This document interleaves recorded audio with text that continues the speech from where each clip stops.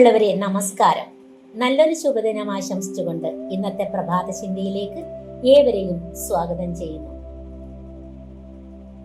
പ്രിയപ്പെട്ട എഴുത്തുകാരൻ കാഞ്ചിയാർ മോഹനൻ എഴുതിയ ചിന്താസരണികളിലെ ഒരു ഏടുമായി വായനാ വഴിയിൽ കൂടെയുള്ളത് നിങ്ങളുടെ സ്വന്തം ഗീതപ്രഭയാണ്.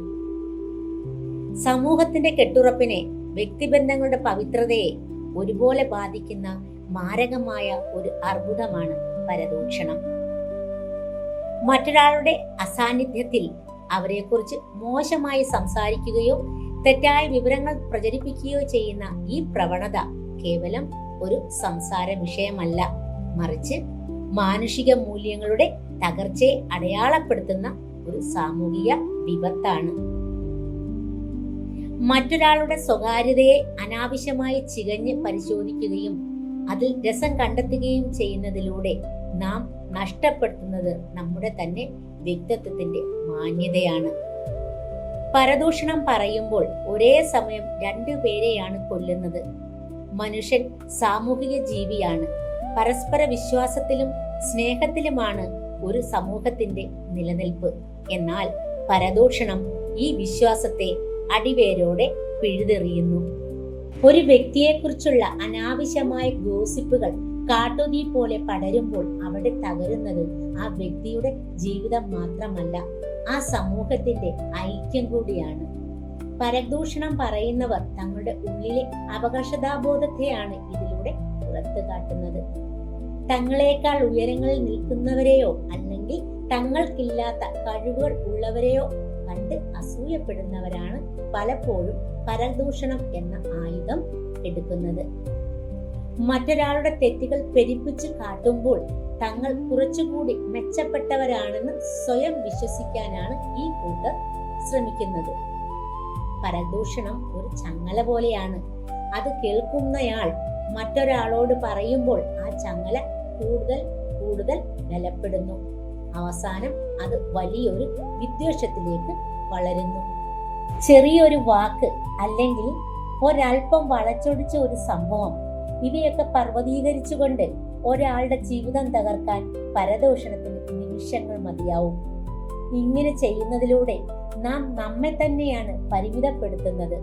മറ്റുള്ളവരുടെ കാര്യങ്ങളിൽ അമിതമായി ശ്രദ്ധ ചെലുത്തുമ്പോൾ നമ്മുടെ സ്വന്തം ജീവിതത്തിൽ ചെയ്യേണ്ട ക്രിയാത്മകമായ കാര്യങ്ങൾ നാം വിസ്മരിക്കുന്നു.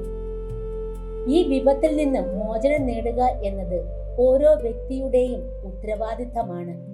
പരദൂഷണം നടക്കുന്ന ഇടത്തു നിന്ന് ഒഴിഞ്ഞു മാറുകയോ അല്ലെങ്കിൽ അതിനെ ശക്തമായി എതിർക്കുകയോ ചെയ്യുക എന്നതാണ് ആദ്യം ചെയ്യേണ്ടത്. നമുക്ക് നാവുണ്ട്. അത് ഉപയോഗിക്കേണ്ടത് അവരെ വേദനിപ്പിക്കാനല്ല, മറിച്ച് സ്നേഹിക്കാനും പ്രോത്സാഹിപ്പിക്കാനും വേണ്ടിയാണ്. നാം മറ്റൊരാളെ കുറിച്ച് മോശമായി സംസാരിക്കുമ്പോൾ നാം നമ്മുടെ തന്നെ സൽസ്വഭാവത്തെയാണ് കൊലപ്പെടുത്തിക്കൊണ്ടിരിക്കുന്നത്. മാതൃകാപരമായ ഒരു ജീവിതം നയിക്കാൻ ആഗ്രഹിക്കുന്നവൻ മറ്റുള്ളവരുടെ കുറവുകളേക്കാൾ സ്വന്തം കുറവുകൾ പരിഹരിക്കാനാണ് ശ്രമിക്കേണ്ടത്. നമ്മുടെ വാക്ക് മറ്റൊരാളുടെ ഹൃദയത്തെ മുറിപ്പെടുത്താനല്ല, മറിച്ച് അതിന് ആശ്വാസം നൽകുന്നതാണെന്ന് ഉറപ്പുവരുത്തുക.